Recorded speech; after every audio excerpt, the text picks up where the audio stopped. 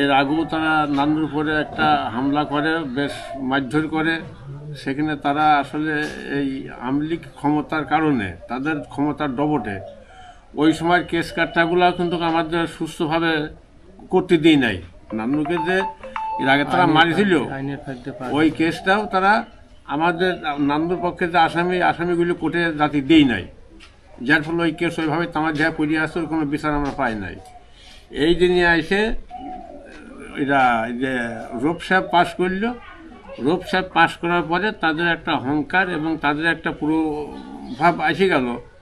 তখন তারা আমার এখানে জিন্না নামে একটা ছেলে তাকে মারল, আর নান্নুকে এমনভাবে একটা করলো, তাকে দুনিয়ার থেকে বিদায় করে দিল। এই মারল হচ্ছে এখানে আমাদের যে এন্টি গ্রুপ এরা এর ভিতর সবাই জড়িত, সবাই জানে।